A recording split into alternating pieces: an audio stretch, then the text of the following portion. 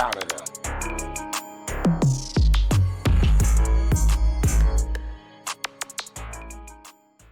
Bro, and niggas was on the corner rapping. A group of niggas, man. I didn't know Slow at the time, bro. Came out the liquor store and I heard this nigga flowing, so I just kind of stopped, played the background. Nigga had on a Dickie suit. I think it was the tan one. Little bitty short dude. I said, this little nigga is powerful.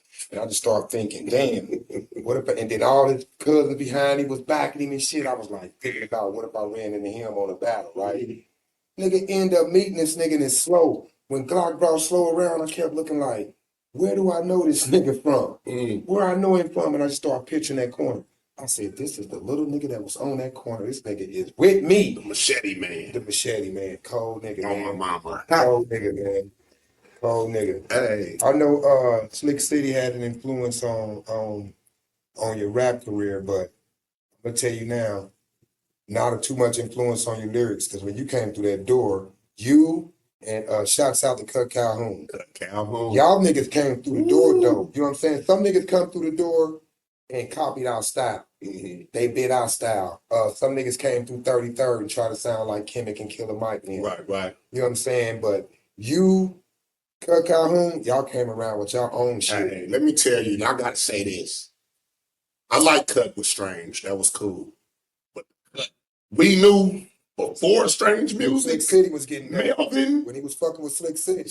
Come on, man. Yeah. Cut was a whole different breed of artist. Yeah. That dude was wild way before Tech, way before Strange, was hard. way before all of that. Cut was real raw. Shout out to Cut Calhoun. That's my guy. That dude was very serious about his music career, man, and he was really with the shit. And I feel like he kind of watered himself down under that umbrella. I feel like he had to take some of him away to blend. Playing that background. Yeah, and We're gonna get him in and rap about it. Yeah, I didn't really care for that because that nigga's real. He was dope when he was Flick City. When Carol Green was setting up the shows in the Swope Park, and we was rocking the crowd and everybody had a Flick City shirt. 50 of them. Come on, man. What about 50 of them.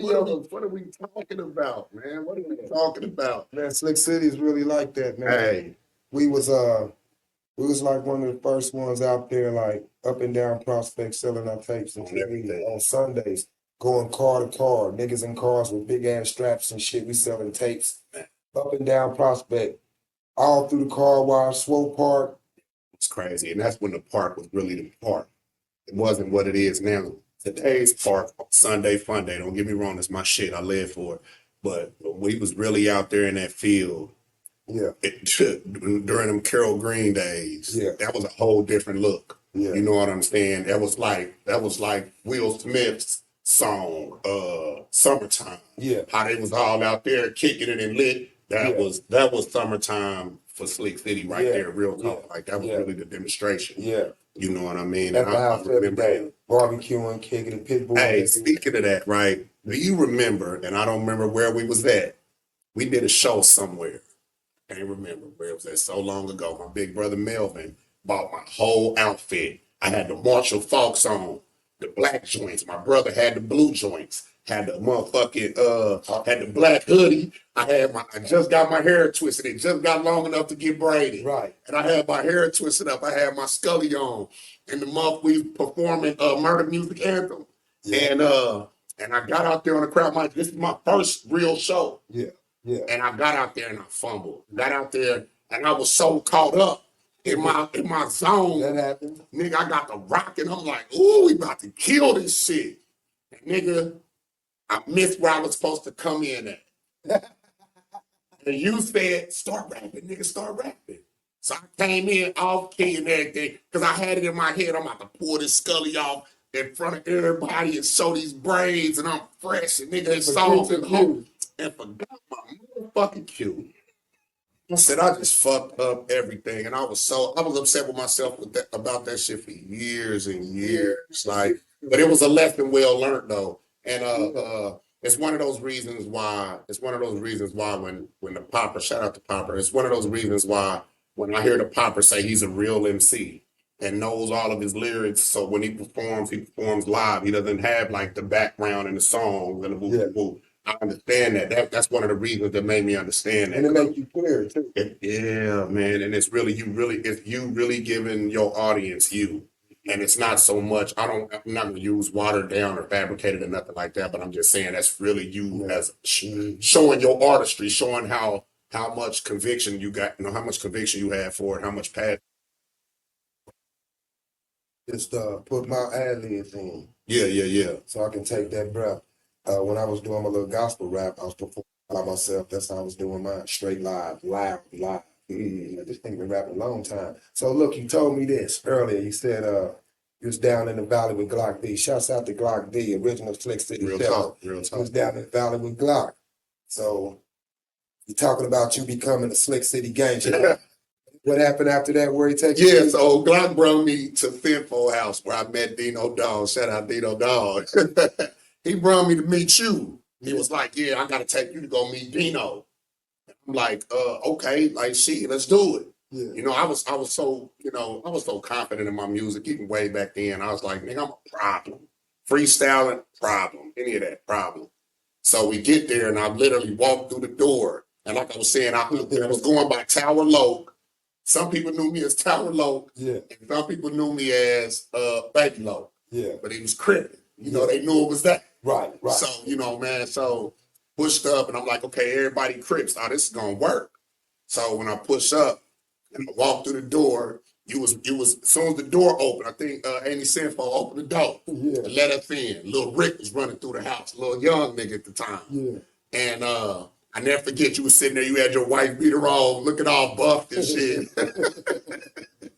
Had your bald head and shit, you had a big ass blunt in your mouth. You had your notebook and you was rapping something and you paused and looked. And you was like, man, who this big tall 7-foot motherfucker walking through the door? Yeah. And I was like, damn. I had totally forgot all about everything that was going on at the moment. Only thing I could think of, I was like, 7 foot.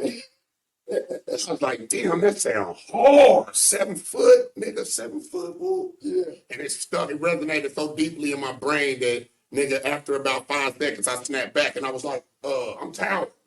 And then I was like, I couldn't remember how it came about, but I was like, I think I'm gonna use that though. I'm 7 foot now. And that's where that came from. You know what I'm saying? Creeping up out of the cup with a 7-foot tower. Nigga, you remember when we recorded that? Yes. And when we recorded that, remember you told me, you was like, come over here, I want you to put that harmony behind. Yes. Nigga, I stood on the mic while you was spitting and I was like, 7-foot tower, power. Yeah. Hey, that was hard as fuck, So look, was dude. that your first time in a major studio? Yes, it was my first time. You was young. How old were you back then? Let me see. It had to have been 18, 19. Yeah, you was our youngster. Man, you used to spit that shit. Yeah. Y'all was our secret weapon, you and Pookie, man. Man. You came to that motherfucking door, man. You bent your head down to come in that motherfucker. Nobody ever came to my door and had to bend their head down to get in the front door. Right, That's what I look like. Like, who is this 7-foot tall ass nigga, man? right. He was like, nigga, this 7 nigga, he's stoked, nigga. We like, come on over, spit, nigga. This is why we liked you. Me and BG look at each other, start smiling because you wasn't shy. You could write that motherfucker with that style, harmonized, and you rap fast. We was like, oh. We like, so what, he fucking with the gang? He like, nigga, he's gang. Let's go then. Still got it tatted on my arm right now. We started writing that night.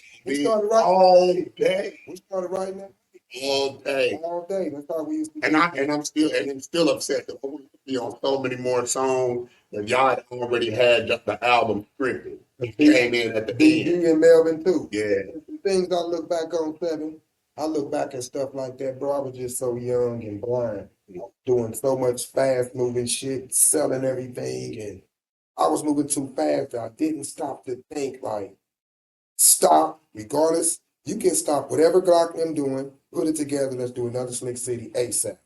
All right. The next album, it need to be BG, Melvin, bam.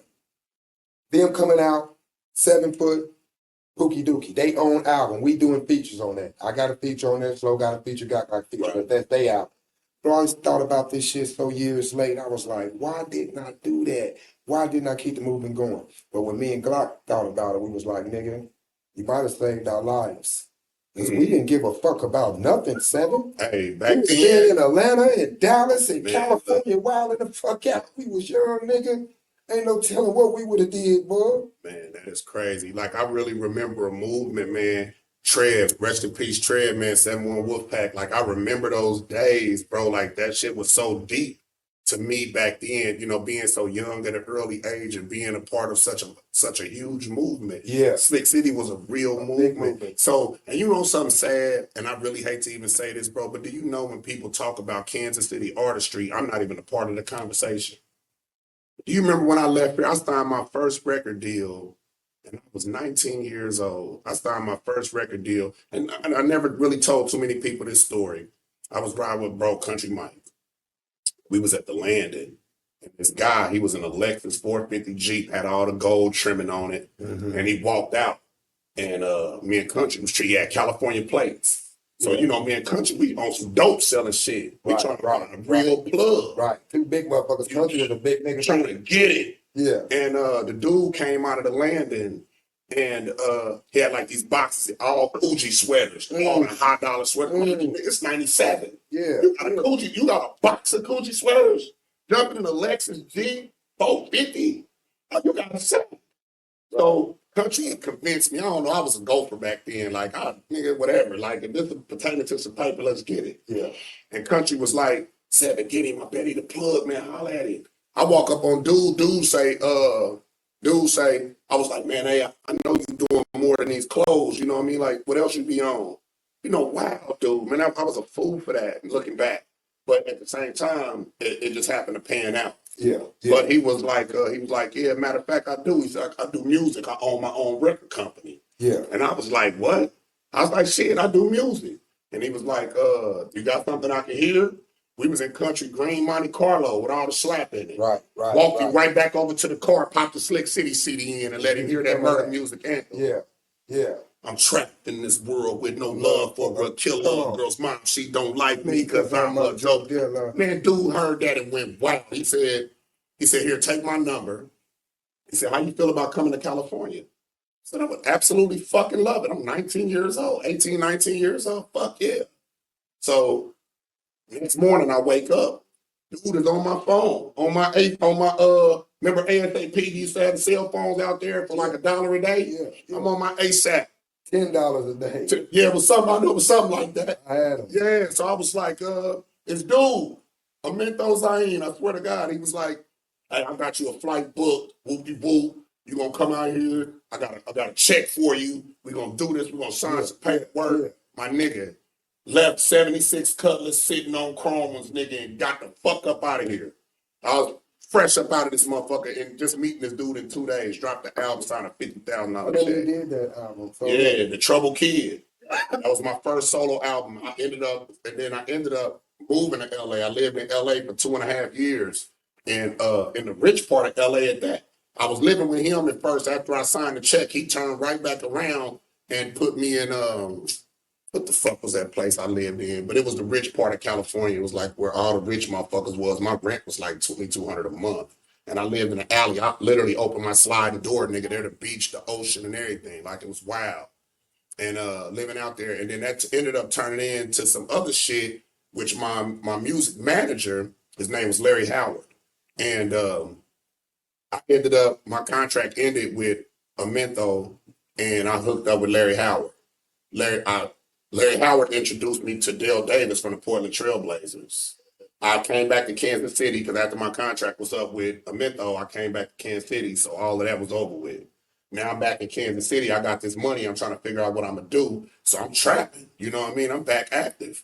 And, the music was still selling, doing good, and I was still getting my little checks coming in, And Amento calls me out of nowhere and was like, I was in the Valley, matter of fact, at the time, and he was like, hey, I need you to come to Atlanta. And I'm like, no shit. I'm like, okay. He was like, all right, I'm about to send you the flight confirmation. Whoop-de-whoop. I fly to Atlanta. He take me to go meet Dale Davis from the Portland Trail Blazers. Go to meet them. Got a business meeting set up already and everything.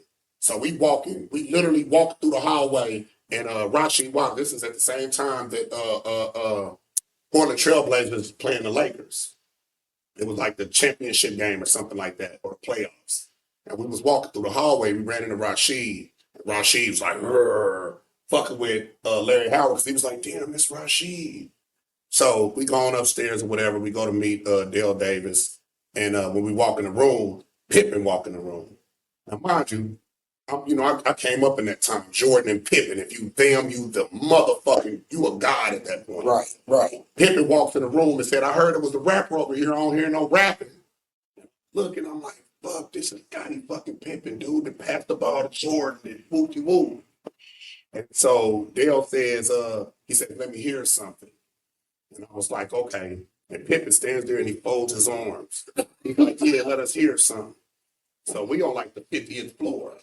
And I get to rapping. And it was one of my fast raps. I look over at, matter of fact, I look over at Larry, and Larry is like, do the thing where you be popping your fingers. So when I rap fast, I put my fingers and it make it seem like I'm rapping faster than what I'm rapping. Swear to God, on my dead daddy, Scottie Pippen runs out on the balcony and says, woo, sign him right now. Dale sits behind the desk in the room, and he's just real chill. He's real nonchalant. He ain't saying too much. So I'm thinking like, damn, that wasn't hard enough. You know what I'm saying? He owned AKA Worldwide. Mm-hmm. So I was like, no, he owned War. World Ain't Right. You can even still look it up to this day. And he just was real calm, real nonchalant about it. But anyway, make a long story short, he was like, I'll give y'all a call tomorrow or something. So I walk out feeling defeated. I'm like, damn, like that wasn't hard enough for him. He looking for something different. We jump into Q45 Infinite. And right when we about to pull off, we sitting at the 76 station. Right when we about to pull off, the phone rang. Larry answered the phone. He said he signed, man. I'm giving 50,000 and woo woo woo woo. So Larry, he just looking at the phone. He was like, okay, that sounds good. Hangs up the phone. He looks at me and he shakes his head. He's like, he said, you got that 50 bands. He said, I'm gonna need my 6,000 back, but you got the check. So I'm like, let's do it. So that was my second record deal. So I signed two $50,000 deals, man, in a matter of years, like in a matter of 5 years. And then, you know what I mean, it turned around and ended up going to the feds and losing everything. I lost money that I hadn't even touched yet. You know what I'm saying? Like real nigga shit. So when I was talking with Solo and shit, I was talking 500,000. Wasn't going nothing less. Way back then. Yeah. 500. I was trying to make us rich, son. Yeah. It was wild. They just wasn't fucking with Kansas City like right now. And we was doing what we was doing. Shouts out to South 71 Wolfpack, man. Everything. Hey, on that early music anthem. Hey, bro, you not lying. One time we was at Swole Park and we was passing out our CDs and selling CDs. I ran into Anthony Peter and his crew. Anthony Peter. That nigga said, play some. They was hyped up drinking. Nigga, that murder music anthem came on. Them niggas went nuts. Shout out to Sweden Heaven. Hey, man.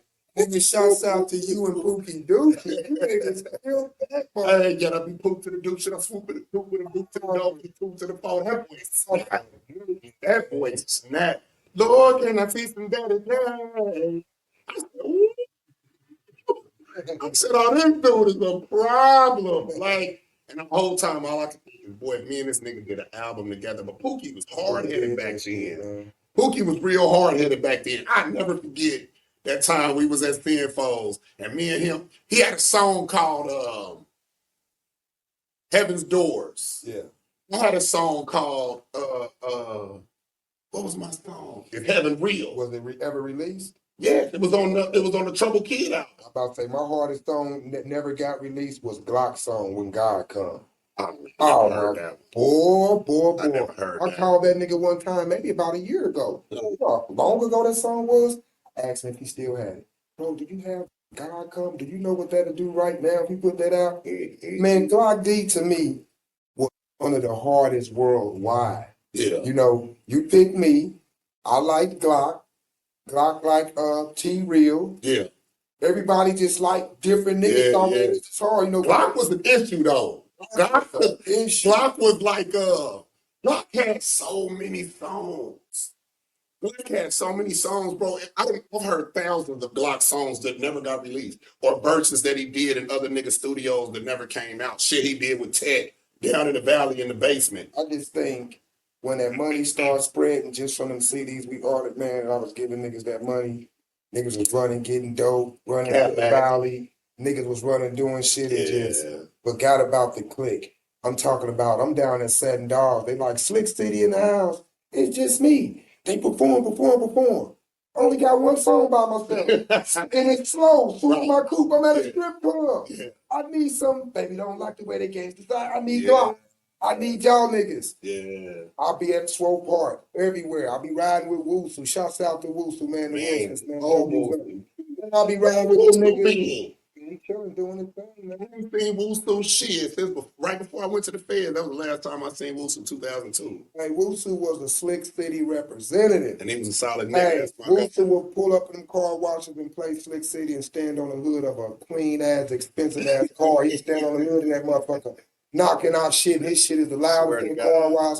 Shouts out to, rest in peace, shouts out to Delshawn, man. Delshawn was another one that would knock Slick City. Rest in peace, Sean. He'd be in the car wash knocking it, man, and I would come and I would sell so many CDs because these guys be playing my music. Hey. Woosu, Delshawn, man. Sean came to my crib one time. You know, we was doing our two-step. Sean came to the crib one time, 23rd Street. We had that house right there on the corner. Sean pulled up in a two-door blue Chevy. Came, did our two-step, and then I was like, Sean, man, you need to fuck with me on this music shit, man. Like, damn, man, we here, but fuck with me on this music. He was like, let me hear something. I spit something real quick to him, real quick. It's what he did. You know, he always wore his hat to the back, but he had his hat to the front like this. He was great. Pull off, had that motherfucker crunching. Nigga said, yeah, that was tight. He said, but you gotta do rap some shit like this. Turn this shit up. It was mystical. Unpredictable album. Yeah. That motherfucker. He said, when you get on some shit like this, holla at me. Set up on the steering wheel, put that bitch in drive and gas out. I said, damn. I said, boy, one day. It took my nigga too soon, man. Rest in peace, Sean, man. That was a real nigga, man. Real talk. That was my motherfucking guy. And earlier you was talking about the rappers nowadays compared to the Slick City album that we put out. I think that when we wrote our song 7, I can remember sitting at them tables. We sat together on a lot of our songs we wrote. And I just remember how deep we would try to go. We would just try to be deep. The first one with a few bars done, spit it. Spit what you got. It'll be slow with somebody. Them motherfuckers come so hard. Yeah. You will throw your paper away. Be like, hold on, boy. All right, everybody got their verses. How we gonna go? Yeah. Just like we did. What's that one? I can hear the bitches calling. How we kicked it off. Glock, flow, neat, slow, back to back. We wrote that at a table in Courtness. You know what I'm saying? I don't know if little niggas really taking writing serious. It's a bunch of freestyling and shit. You know what I'm saying? Bars and measures until I met y'all. Yeah, I didn't know nothing about none of that. I would just write until I felt like that was enough. You know, and then when I got with y'all and then actually really learned bars, like, okay, this is a bar, this is a measure, this is a verse, this is a 16, this is a 12, this is an 8, That's this how is we a do it. hook, this is placement. Yeah. You know what I'm saying? But I remember a lot of those days when Too Sweet had the apartment right there off of Truman Road right there, when he had the green box. So, yeah. And we used to pull up in there and we all going there, everybody get their little spot on the floor, the song would come on. Because remember, in all actuality, when we did Murder Music Anthem, the hook was actually a part of my verse. You said, no, 7, take that part right there. Let's make that the hook. Now write you a verse. Yeah. And I was like, but I want to use that. He was like, nah, fuck that. And then when I came with that other motherfucker, I was like, whoa, like I feel that now. Yeah. Now that was something, that was a milestone that I just reached at that moment. I was like, okay, so I need to make shit like this. So this is hook shit, and this is verse shit. So it kind of gave me a idea of how to really start creating songs compared to just rapping. Right.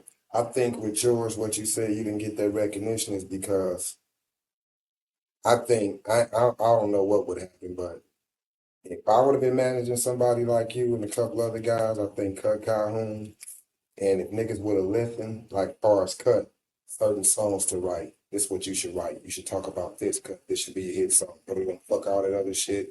Don't worry about none of that. Boom. With you, you are 7 foot. 7 foot tower. You a big nigga. You can't be in the cuts.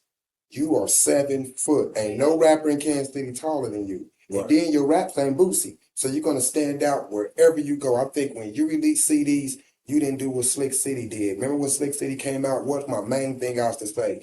Nigga, we gotta stomp the ground. We gotta crack through prospect. We gotta stomp and make noise. We gotta make noise. We gotta be everywhere at these cities. We gotta be rapping. We gotta be performing. We gotta be wild, the motherfucker. Right. Everywhere we go, motherfuckers gotta say Slick City was in the house. The niggas wild, the motherfucker. They don't give a fuck, but them niggas can rap. Yeah. They cold Yeah. with they shit. Them niggas Yeah. is cool, the motherfucker.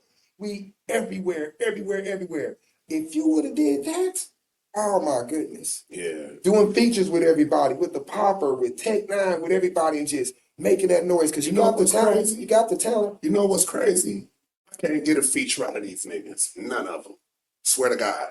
And you make Me, and I want to say this. Me, the Popper, it's my guy, 100 grand. I support everything bro do. Me and bro had so many conversations about doing songs together. Matter of fact, recently, we just, like not even 2 months ago, right before they started doing the construction down there at the store on 18th and Vine, we just was speaking about doing this one song. He heard it. I let him hear it. I let him hear the record. He videoed me. He showed me that he had the song roll. He was like, I got a couple more bars and we're going to get it done. Nothing else. I ain't heard nothing else. I talk to Tech regularly on Instagram. Me and Tech talk all the time. Because you remember before I went to the feds, I was supposed to sign Strange Music. Mm-hmm. In a sense, I'm glad that I didn't. But at the same time, what I needed at that moment was that boost of collective energy, basically saying like I needed that fan base. I needed the people that flock to Strange Music to flock to 7 Foot. Because if you hear what I'm coming with, you're going to say, damn, dude, really dope in a motherfucker. And I feel like my music just didn't reach enough people through the avenues that I took to get my music out. Like putting your music on YouTube is one thing. That don't mean nobody's going to check it out. And so I learned something. But speaking on that, like that whole feature thing, I got a song right now. It's called Separate. When you get a minute, go on there and check it out. I got a song called Separate. Anybody, y'all listening to this podcast right now, I got a song out called Separate. Go listen to it. And it's really just talking about me separating myself from everybody else because that's the last thing a person wants to feel like. And the only reason why I ask people to do features with me is because the streets talk. It's like this, Seven. I'ma say it. I don't like bullshit ass niggas. At all. Nigga, tell me you ain't gonna do it. Don't take it as far to show me what you been writing, this and that. I don't like bullshit niggas. And then I don't believe in I don't have time, nigga. You hear me? Yeah. Because if a nigga is important, you got time. Yeah. I believe that with any hustler, any nigga out here, you a made nigga out here, you a real nigga out here, a nigga can't tell you he ain't got time, man. Yeah, that don't make Come on, man. You got time. Yeah. You make time for what's important, bro. That's right. So when a That's nigga ain't coming through and bullshit, he's looking like you ain't important. Exactly. Or be like Slick City do. When niggas used to come and ask us to do features and you was boosty, we would be like, boy, it'll be niggas booty. laughing. Yeah. I have to calm niggas down and make niggas don't feel that bad. Them niggas, bro, we ain't Seven never be calling him boosty. They blew his tape and shit. And hey, Swear to God. if you don't want to tell a nigga, man, hey, Yeah, man, real don't talk. be doing all that bullshit with niggas, Yeah. man. If you gonna come and do something, do it. I don't like all that bullshit. I don't ask niggas nothing but one motherfucking time, nigga. And that's Cause I don't crazy. need these niggas on none of that shit, niggas. I don't know nothing, nigga. And another thing to add to that is like knowing like, okay, we all in the same bowl trying to get up out of here. We Kansas City, man. You know what I'm we saying? supposed to all do It's some shit. Especially if you dope, man. Yeah, look You dope. at Detroit. Look at all these other places that Everywhere. grabbing each other. They bringing everybody. They're like, boy, we at the table. South did it the best. The South grabbed everybody. And said, man, I don't give a fuck if you blood, cousin, BD. I don't give a fuck about nothing. And I say this on this platform, on my brother platform, man. If you want a song with me, let's get it done. Send me the record. Let's knock it out. Let's get it done ASAP. Let's get the shit out. Let's shoot a video. Let's do the whole thing, man. Like, that's where I'm at with it. I don't care. Like, I'm not asking for money. I just want my city to be heard. I want my city to be owned. I'm getting older. And as many dope artists as there is in our town, man, in our city, man, there ain't no way we're not talked about. We need to be talked about like the Chiefs is talked about. The Chiefs is 9-0. Why they not talking about music that's going on in the city right now, man? They should be talking about everybody here too. You know what I'm saying? It's real talk. Like people sit around and they hold their nuts on niggas. I don't give a fuck if I'm better than you or if you ain't as dope as me. If you want to do a record, nigga, let's bang it out. Like nigga, let's make it make sense. If you got questions, you want to figure out how to get doper, or you want to push your pen a little stronger. bro, you got real niggas out here, man, that really give a fuck about your artistry, bro, that don't give a fuck about all of that. Yeah. Because you got niggas that ain't really made it on the music side. They making it in other platforms, but they ain't really made it on the music side, but they doing better than you. And they'll sit there and look at you and be like, shit, I ain't about to do that. Like niggas that have like selective hearing and selective listening, these niggas, they have selective intellect when it comes to trying to bring somebody to the forefront. Like, damn, oh, I ain't no blood, so you don't want to do a song with me? Or I ain't no Crip, you don't want to do a song with me? Or I don't rap like you rap, you don't want to do a song with me? Look how many artists from mixed genres have put music together and shit went diamond. I think niggas here just don't want to pull other niggas up. I think niggas wait till you get up and you got your own movement going on. You popping. You doing songs with motherfucking Gucci Man and shit. Then they be all on your dick. They don't like all that fag shit. You remember when I did that song with Looney Coleon way back in the day? I did a song with Looney Coleon when Looney Coleon was at his hottest. Recorded it with Too Sweet down in fucking Grenada. You know what I'm saying? Looney Coleon, Marvelous, and can't think of the other nigga name. We all in the studio together. Looney wrote his verse. And I remind you, I paid him. My big brother paid him, gave him $1,000 to do a verse with me. And I never forget as he was spitting the first verse, he just went in there and just wrote some bullshit. And I was like, I looked at my brother, and my brother was like, fuck nah, man, I ain't give you no $1,000 for that bullshit. That nigga went back in the studio, rewrote his verse. That nigga said, surprise my nigga, Coleon in your face. Banging out your girlfriend cock with about 8-inch Olas. My Motorola cracking now, vibrating in my jacket like he trying to get out. I said, nigga, let's go. Song got lost in Too Sweet's house. Never got to put the song out or nothing. So I talked to Zeno. I told Zeno, nigga, I know your brother, just like you know him. He don't throw away no song. Nothing. Hey, bro, I did songs. Shouts out to Twadell Love. Twadell, what do anybody know about Joint to the Head, nigga? Not even a Slick City gangster don't know about Joint to the Head. Nigga, this way before I was Slick City.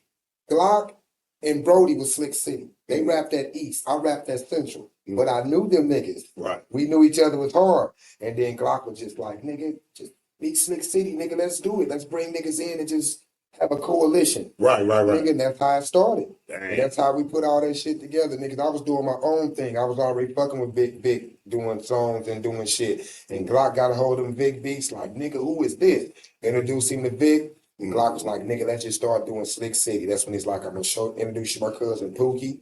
He bought you, introduced me to Slow, nigga. Then we brought along the Wolf Pack. Yeah. Vic was so ahead of his time with them records he was making way back. Zeno got some shit. I told Zeno started laughing. He was like, I gotta go just check and see. But I know Vic. Vic keeping all music. Vic got shit from the 80s, nigga. Vic ain't so Zeno Vic quit. Man, Zeno tweaking. Zeno, man, boy. Zeno got some Zeno need to come on with. Zeno, go look through that shit, man. Don't fuck with us on the podcast, Zeno, for real, on everything. Yeah. Look through that podcast of your brothers, man, and sing. Let's do some songs with some of them old people. Swear to God. Straight out, bro. I'm good, bro. Let's do that. Zeno, fuck with me. What made you choose this spot down here? Nigga, because I'm so 33rd, I don't know what to do. Nigga, I am the 30s. I wouldn't choose no other spot than this. This spot right here is LLC, that's La Fe Cafe. This is a cafe. I will sell food and shit out here. Give away a lot of free food to my peoples and shit out here. But see, I got the vision from the owner across the street of what they about to do around here. The development of what it's going to look like in some years. It's going to be diverse. Right. It's going to be people riding bikes with their little kids on the back, and they ain't going to be black. Right. They like coffee. They like. That's right. They like Danishes. They like lattes and shit. I'm going to be right here. Right. That's what you see over there. We don't know what's going to happen. Right. But I'm going to show you something after this podcast, a picture of what I got from downtown and what this is going to look like in a few years. Right. And if you look across the street from Aldi's, what are they doing? Yeah, they getting big. They starting something that they made. Yeah, they getting big. You seen what I seen what you posted, and then I just seen it yesterday myself because I had to blow through here yesterday. Yeah, they acted. And it's going to be here. And there's so many memories I got down here, bro. like we was just talking about off camera, like Big Jack used to stay third house up right here off of the corner, right there in Wabash. You know what I'm saying? And Lucius, old Lucius, my guy Lucius, real nigga. You hear me? We used to, nigga, when we first started getting curls, you know what I'm saying? I'm talking 85, 86, bro. Type Right there on shit. 35th. You know what I'm saying? Wabash. We used to play basketball literally right there. You know what I'm saying? I never forget my big brother Melvin when he first got his curl done. He had a stiff ass curl, but the back was loose. And when he used to shoot the ball, he would shake his hair like Like he got a lot of shit. Hey, that's why I do a lot of documenting shit around here, because it's not gonna look like this. yeah. You're gonna You want want to have some shit. Yeah, documenting a lot of shit around here. Yeah, I see where the millions, if they put some millions on they got to change the look around here, man. Yeah. We trying to inform some of our people to change their ways, but they're gonna get rid of a lot of the ones that ain't right already.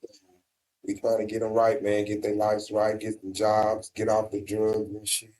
Try to turn your life around. You know, we push encouragement around here, stopping the violence, all that. It may look a certain way, but it's not like that. The guys that just had that little shootout thing the other day, man, we don't like that kind of shit. They had a shootout, man, and the kids at the school had to rush into school. They put the school on lockdown. These niggas shooting at 11 something in the afternoon around here, man. You know, but the niggas that's doing it don't even live around here. They come around here to try to do their little things and shit. And then get back where they be. Get in the pop house and go back to where they from. You feel me? Niggas around here ain't doing that, man. We all family. We know each other. We know everybody. You know what I'm talking about? Anybody's definitely it's a community. Right. And the community rock with the community. Rock with the community, man. I'm telling you, man. Shouts out to your cousin up the streets, man. That's my family, man. Man. That's my family up there, man. We fuck around. I go up there all the time and fuck with it. They're my peeps, man. Yeah, that's what it is, man. So Slick City really stands for Kansas City. That's where Slick City came. People that don't know. It's come from Kansas City being slick. The slickness of Kansas City. And that's what we based it our styles around, being slick. We talk real slick and metaphors in our raps. We talk about, we saying one thing, but we really talking about breaking in your house, how we gonna climb through your window and shit. Window, play your kids Nintendo. That was some wild part. Rapping to niggas, the niggas that know the fuck we be slick shit. Some slick Kansas City shit. Real talk. Kansas City is full of slick ass niggas. Real talk. That's why Kansas City is Slick City. You know, no knocks at no other groups out here, not trying to say all that. No, nigga, Kansas City is Slick City. Nigga, they talking fast walking. Man, they ain't got nothing to do with the rappers, nigga. Nigga, what you say again, fam? Slick talking fast walkers. You gotta get somewhere. There's some money out there. We trying to get to it. That is Kansas City, man. You gotta understand that. We just gotta get together on this rap movement, man, and do more together on this rap shit, man, than what we doing. You know what I'm talking about?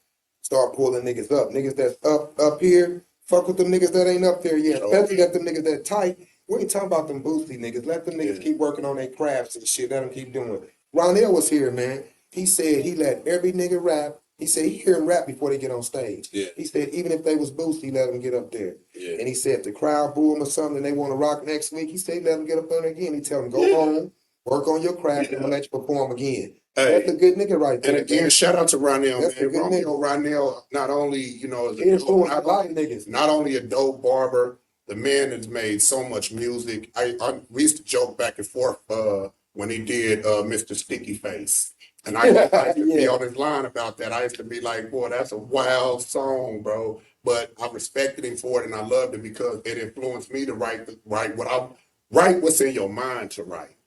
So I'm in this battle league. I'm in a bars breakdown versus battle league. We battle song for song every Monday and every Wednesday night. And I didn't. So normally we would promote the song to get extra points. You know what I'm saying? And I didn't do no promoting this time because, like I was saying, my birthday in a couple of days. I've been really tied up. Actually, I'm gonna get up out of here in a minute. I did a song that I tried to push on my young, like we was at South by Southwest in Texas. And we was getting ready to perform out there. And I was just walking, and it was like a bunch of white girls. And the white girls, I don't know where it came from. I was like, tonight I'm gonna fuck me a white girl. And we all started laughing about it. We like, that's funny as the motherfucker. I kept saying, I'm going to fuck me a white girl. We laugh and walk through all of these beautiful white women, and I'm laughing, talking shit. And my partner, Uncle Wayne, he was like, that's hard, nephew. You need to do that. And I said, no, what we gonna do is we got these two young niggas right here that's dope as fuck. Write it, let them perform it, and nigga, they the young, they gonna kill it. Yeah. They didn't want to bite them. They was like, nah, we don't want to do that. And they both had white girls at the time. Yeah. So I'm like, what? I said, don't worry about it. I'm gonna write the song, I'm gonna record the song, and I'm gonna release the song. I performed that song at 9:06. I performed that song everywhere. I will upload the video to you so you can see the video of the reaction that I got from a song I did over damn near 15 years ago. Yeah. Yeah. The black women, the white women, the Latino women, everybody fucked with that record. And I was literally making the record as a joke, like that's just fucking around. Man, the song went crazy. Man, the dude that hosted MWK to Go, shout out MWK to Go. I'm gonna make sure that you see this too, by the way. I performed it in the battle. Yeah. He went absolutely caveman in that motherfucker. He said, if this would have came on in any club and I was there, I would have lost my shit. This is it. He said, 7, it's never coming out of the computer. Ever. Yeah. This is it. Yeah. So it just let me know, like, but because of songs like Mr. Sticky Face, Yeah. it told me, man, 7, write your shit. Yeah. Look at niggas like Big Boogie. That's all that nigga talk about. All that shit, you know what I'm saying? Real talk.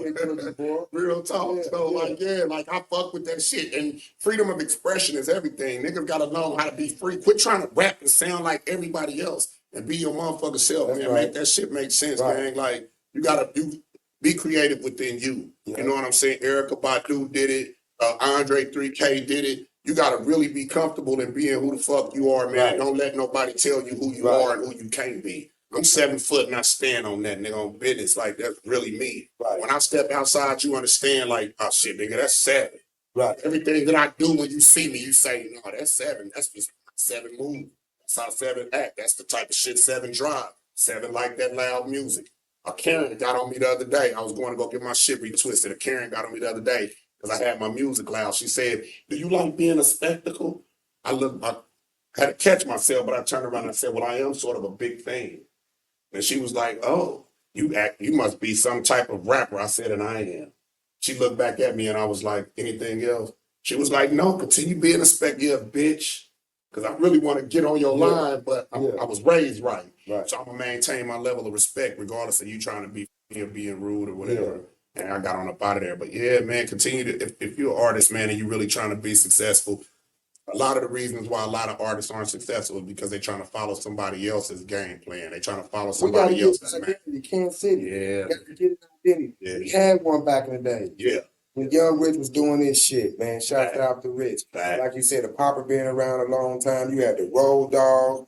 You had the motherfucking Chain Gang. What about Ace Deuce? You had Ace Deuce. Come on. You had Swell L. Come on. We had a little identity, man. We had some cool shit in Kansas City. Now I don't even know what the identity is, man. Yeah, because everybody is starting to sound like everybody else, man. It's like people are trying to follow a trend. They're trying to follow a trend and continue. And get down like you live. Yeah. Hey, let them feel this culture in Kansas City, man. We're going to do that Slick City album, man. We're going to do Slick City. We're going to start working on that. Before you get out of here, nephew, say the name. Whichever one you fucking with. Nothing else. Which one you fucking with, give me a name. I'm shoot a couple of them at you. I'm going to start off with Jay-Z and Nas. Nas, definitely. 50 Cent, T.I.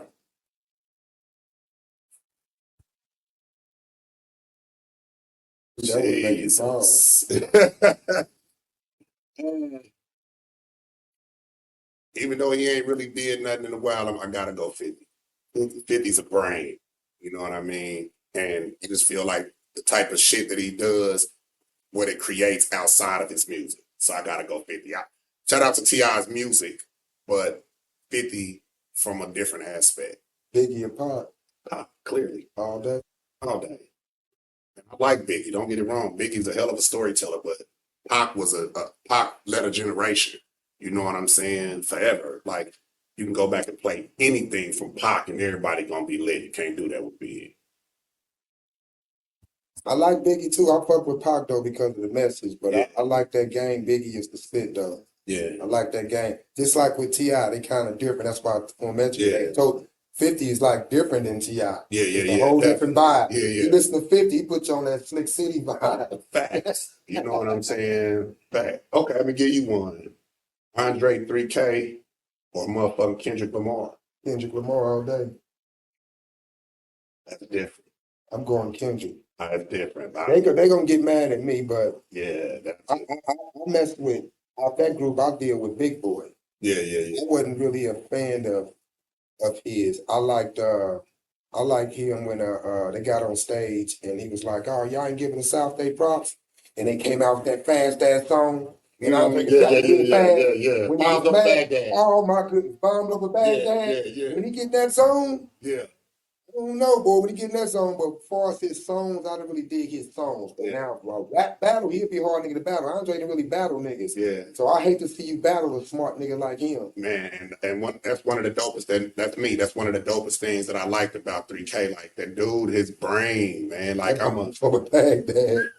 Dude was wild, and it would be some of the things that he was saying, like "Sorry, Miss Jackson." Like that's on a lower scale, but it was just like again, man. I be attached to the conviction that being behind what they trying to say, like the messages that they trying to convey. Like it really be that for me. And Big Boy, I never could take nothing from Big Boy, but when it came to that real Big Boy was more like okay, let's go to Bone Thugs and Harmony. Big Boy was what's Big Boy name? Yeah. Compared to the rest of the group. Yeah. Like he was hard. Yeah. But he wasn't flex. He wasn't wish. That's why they had to do two different albums. Yeah. They did a double album. Yeah. Dre did one, Big Boy did one. Yeah. That shit was dope too. So, you know what I mean? Like just going off of that type of shit, man. You know, I'm a fan of a lot of music, you know what I mean? I'm eclectic as fuck when it comes to every genre of music. I love a little bit of everything. I listen to some rock. I listen to some rap. I listen to R&B, of course. Love R&B. And I meant more. I like country because there's a lot of stories in that country music. And as you know, I'm a big fan of writing stories. I like to paint you a picture so you can close your eyes and visualize what the fuck a nigga really on.